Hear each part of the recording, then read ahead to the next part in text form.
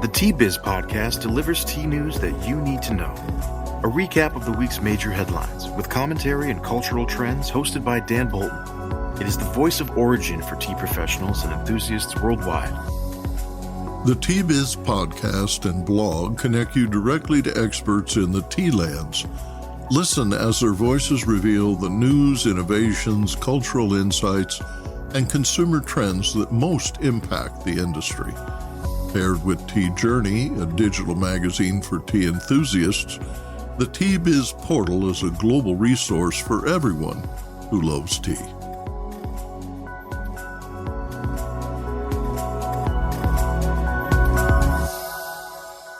Hello, everyone.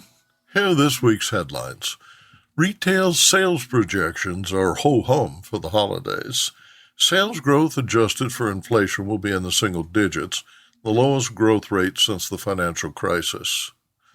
India has abandoned a Bharat experiment and returns to the English tea auction rules. And the UC Davis Tea Institute launches a training program for tea professionals. Plus, a greater share of revenue from tea needs to reach growers. Smallholders worldwide produce most of the world's tea by volume, yet their net earnings are only a tiny fraction of the product's retail price. Establishing price minimums for raw leaves encourages overproduction, but failing to price green leaves high enough to recover the rising cost of labor and inputs leads to low yields and mediocre quality.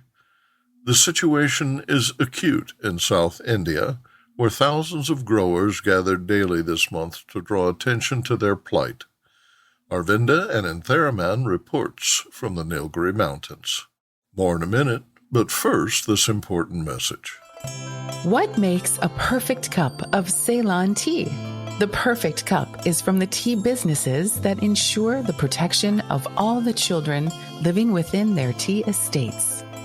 We salute Kailani Valley, Telawakili, Bogawanthalawa, Harana, and Elliptia Tea Estates. Support Save the Children, Sri Lanka.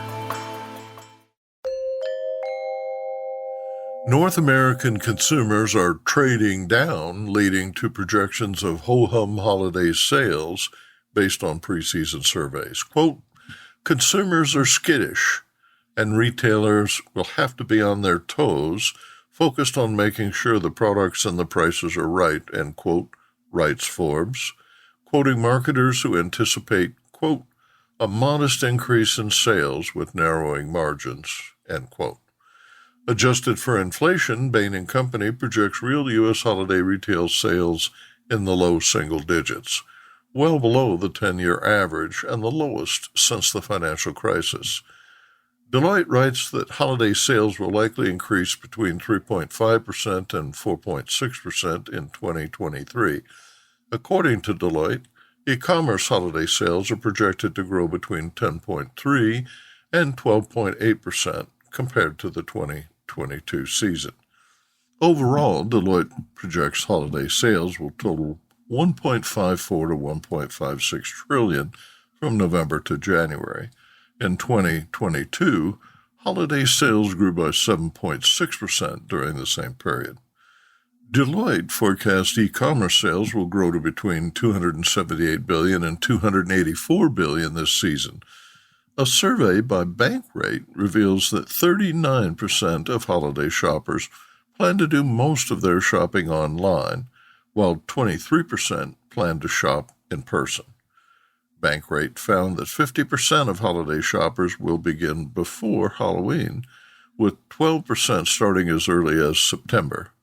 November is the busiest month for shoppers, but 13% they don't shop until December, according to Bankrate. More than half, 54%, say they feel financially burdened this year, with 33% saying inflation will change how they shop. Another 25% expect higher prices to strain their budgets, and 13% attribute their shopping stress to concerns they will be forced to spend more than they're comfortable spending. Quote, while September feels early to be talking about holiday shopping, it's very smart to start thinking about it well ahead of time, end quote, writes Bankrate. Business Insight. Sales of conventional hot tea are flat. In contrast, globally, sales of functional teas are growing at a faster 6.4% pace that is expected to accelerate through 2027. The market for herbal teas will add $885 million in sales by 2027, according to Technavio. Quote, millennials and baby boomers are expected to be the major customer base for the herbal tea market as they make up the majority of the current workforce, end quote, according to Technovia. Shifting consumer preference towards online sales channels positively impacts the growth of the global herbal tea market, writes Technavio. Demand for herbal teas is expected to increase as consumers become more health conscious. Online channels offer consumers a wide range of products at discounted prices, end quote, according to Technavio. The Tea Board of India this week ordered a revival of English tea auction rules following the unsuccessful adoption of the Bharat auction system at auction houses in Calcutta, Siliguri, and Guwahati. Bharat auctions, first introduced in 2022, failed to increase the average price paid for tea, according to a report by consulting firm IIM Bangalore. The Bharat system was billed as more efficient and transparent, with lower transaction costs. Unlike the English system, buyers, remote or on-site, submitted bids for lots before the start of the live auction. Lots contained at least 30 packages in North India and no fewer than 15 packages in South India. Lots were not divided during bidding, as was common using the English auction rules. As a result, small bidders seeking only a few packages did not participate. The rule led to fewer bids and less competition, lowering prices. Sale 39, scheduled for September 26, was canceled for all auction centers to complete the installation of software on digital servers. The decision means there will be no auctions until October 3rd. Biz Insight. Critics said the Bharat rules were unfriendly to trade and predicted less competition for lots. Last year, Anshuman Kanoria, chairman of the Indian Tea Exporters Association, said that public auctions should be, quote, completely deregulated and left to organizers and stakeholders to fix the mode and rules of auction. Either you have full control or no control over the system, end quote, he told the Times of India. The University of California at Davis began teaching tea professionals online the business and science of tea, tea production, tea culture, and its impact on humans this week.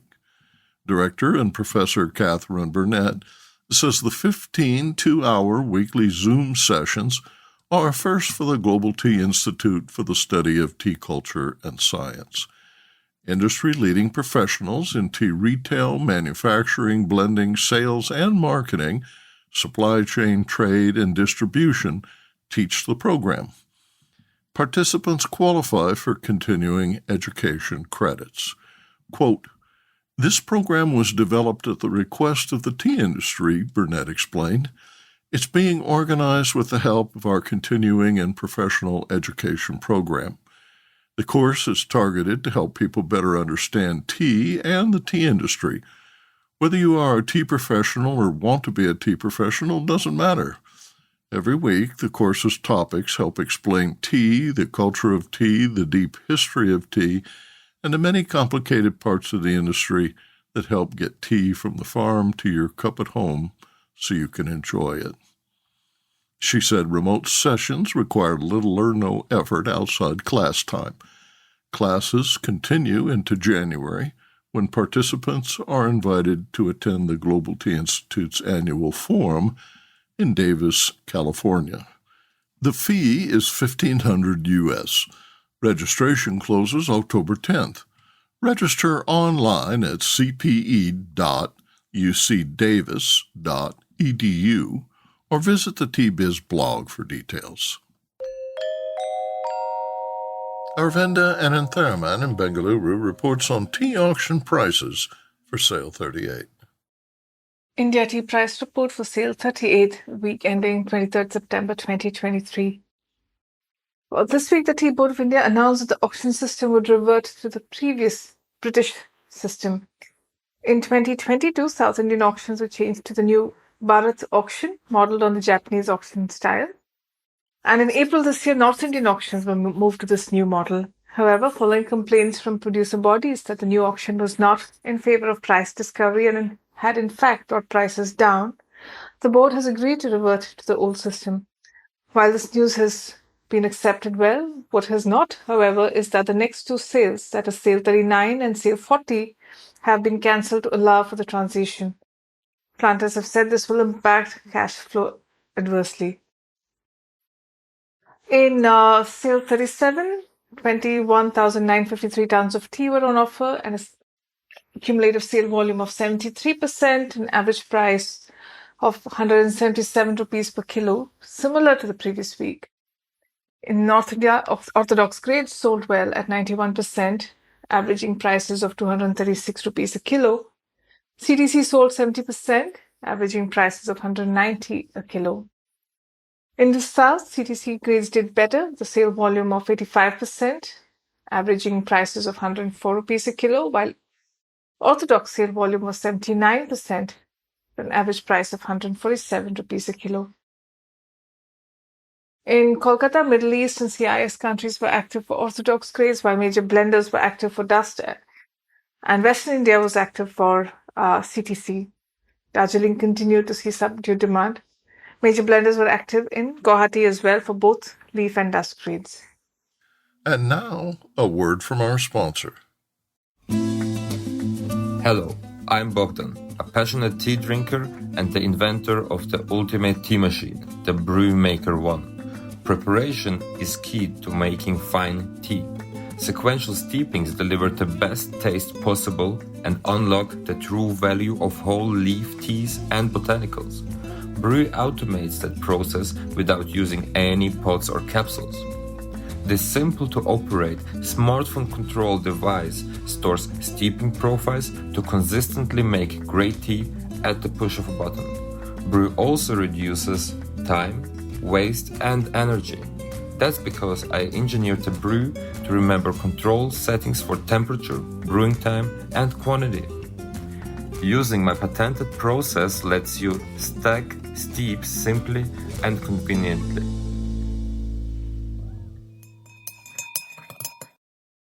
A greater share of revenues from tea needs to reach growers. Smallholders worldwide produce most of the world's tea by volume, yet their net earnings are only a tiny fraction of the product's retail price. Establishing price minimums for raw leaves encourages overproduction, but failing to price leaves high enough to recover the rising cost of labor and inputs leads to low yields and mediocre quality. The situation is acute in South India, where thousands of growers gathered daily this month to draw attention to their plight. Aravinda Anantharaman reports from the Nilgiri Mountains.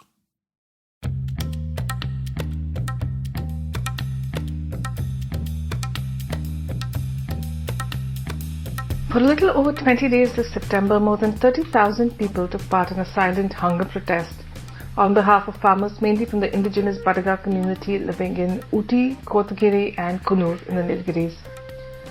The protest ended last week, but not before the High Court took cognizance of the petitions. They urgently plead their case for fixing a minimum price for green leaf. Thousands of people took turns gathering every day in a show of protest in 3 tea-dependent communities in the Nilgiri Hills. All were Badaga farmers with small tea holdings, protesting against the low price for their tea leaves. Green leaf prices in August were less than 15 rupees a kilo, which is not enough to support a minimum livelihood. They asked once again that the recommendations of the Swaminathan Committee be implemented. Between December 2004 and October 2006, the National Commission on Farmers, chaired by Professor M.S. Swaminathan, submitted 5 reports based on studies on farmer distress and suicides, along with a recommendation for a holistic national policy for farmers. They recommended the minimum price for produce to be cost of production plus 50%. In 2012, the Indian Institute of Plantation Management, following a court order, conducted a study and fixed the green leaf cost of production at 14 rupees per kilo. 10 years later, it's still the price that's being offered. In 2023, the Department of Horticulture estimated the cost of production to be 22 rupees 29 paise for 1 kilo of green leaf, and based on the committee's recommendation, this would put the green leaf price at about 33 rupees a kilo, which is more than half the current average. There are over 65,000 small tea farmers in the Nilgiris, dominantly from the Badaga community, and this ask for better prices has been a recurring one. 2 writ petitions were filed in 2008. There was an earlier one from 2002, each with the same ask. The Tea Board of India fixes the green leaf price based on the previous month's auction average. In a catch-22, poor quality tea pulls down auction average prices, while top quality tea that fetches high prices doesn't arrive in auctions, feeding a self-destructive cycle. Farmers sell the green leaf to either bottle factories or estates. Inco, the largest tea cooperative in Asia run by the Tamil Nadu government, is one of the main buyers with 16 factories. During COVID-19, Inco found a buyer with Supply Co, which is the Kerala public distribution system, and also the Tamil Nadu public distribution system. However, both have since returned to buying tea at auctions. So farmers are asking that government agencies like the public distribution systems source directly from factories, which would guarantee some sales. With tea farming proving hard to sustain, farmers have also been forced to sell land holdings to pay for the children's education or medical expenses, shrinking further the land available to cultivate. And if nothing's done, agriculture will not be a choice for the younger generation. Farm holdings are as small as half to 2 acres and shrinking.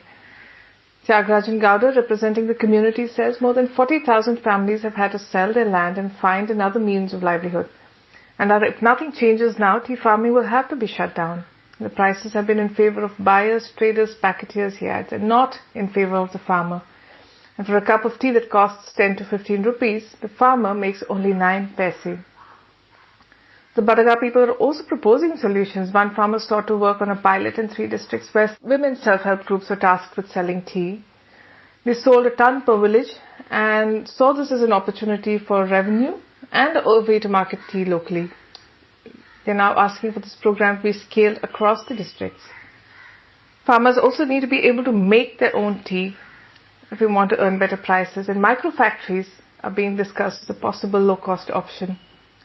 Another village, Kinnakorai, has sought organic certification for the whole village and also pushed for orthodox machines for the village tea cooperative factory to make tea that would earn them better prices. As protests ended this month, the community remained optimistic that this time around things will change.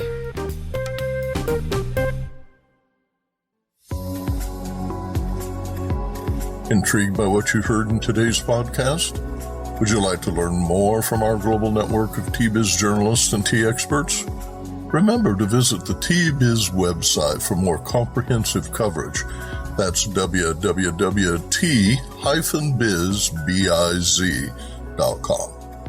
Thanks for listening. Farewell till next week.